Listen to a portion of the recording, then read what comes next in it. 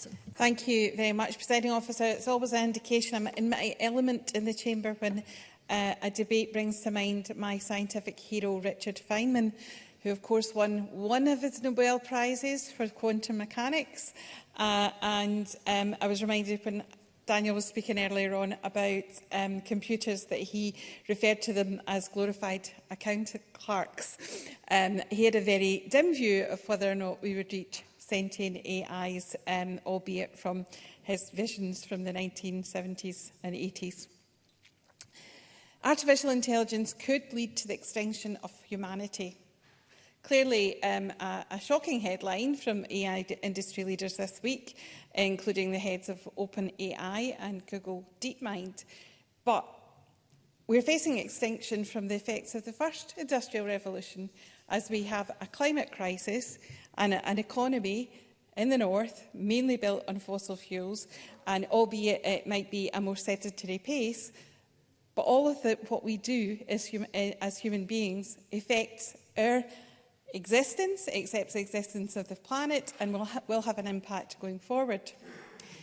That being said, today we're talking about the possibility of robot vacuum cleaners turning into Terminators, as mentioned by Mr Halcrow-Johnson. And despite my cautious positivity, I still think the scariest science fiction reference is HAL 9000. But, Presiding Officer, I do dream of electric sheep, so I will endeavour to highlight some of the potential and positives. So there's no doubt that the speed of the development of AI technology will be on a scale that few of us can imagine.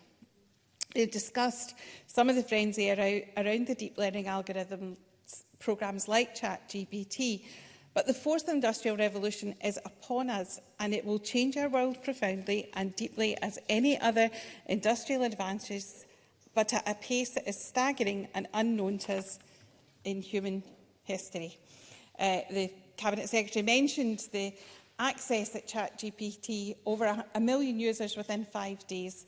Compare that to some of our better known and established internet offerings such as Twitter.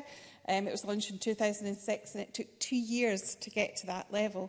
Or indeed Spotify in 2008 took 5 months to get there. And ChatGPT, 1 million users within 5 days. So if we are to harness the benefits of AI and robotics and the potential they have for our society, we have to consider regulation, and I believe we have to use it for the betterment of humanity.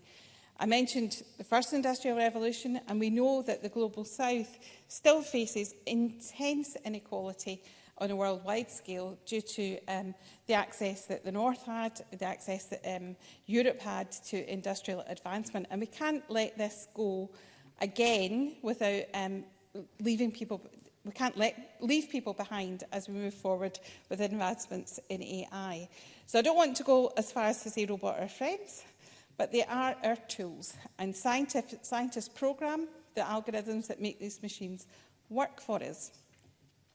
There are a host of ethical implications to consider on how we integrate that technology into our daily living, and it is already happening. I recently was privileged to visit, as Pam Gosel did, the National Robotarium on Heriot Walk campus with the cross-party group on science and technology.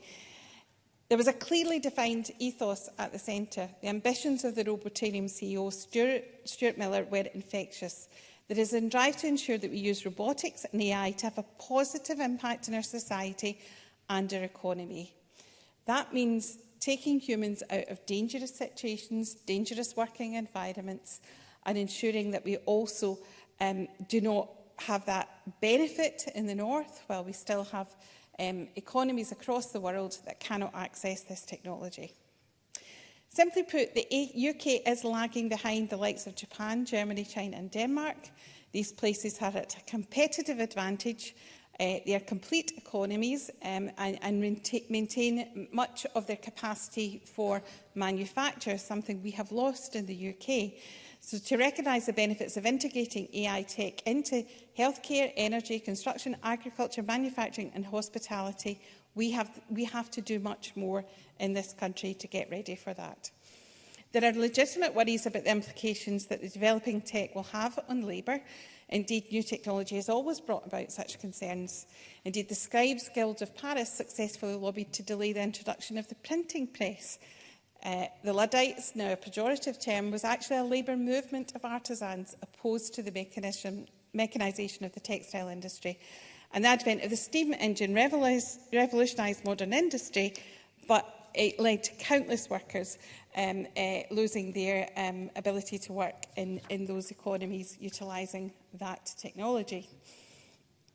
In each of these examples, scientific developments demonstrably made some jobs obsolete, but they also gave rise to thousands of new roles, and they laid the groundwork for societal change that improved our way of living. There was a really good report called Automatic for the People a few years ago, and that was developed in conjunction with BT, SCDI Scotland, Scotland Is, and the Royal Society of Edinburgh. And it highlighted the very things we've been talking about this afternoon, that work life will change for people. People will not go into a job for life, and people should expect to have to retrain, relearn, because the advances that are coming will be so quick that no job will be for life. By definition, robots do not have agency.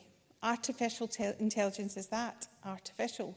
The intelligence comes from politicians rising to the challenge of changing working landscape to regulate in a way that is not embeds or leads to more societal inequalities, whether that's within Scotland, the UK or the wider world.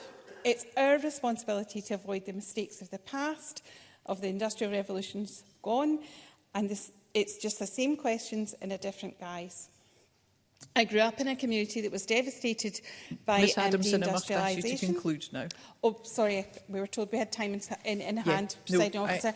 On that note, I shall end, and again, what a wonderful and enlightening debate it's been this afternoon. Thank you. Thank you.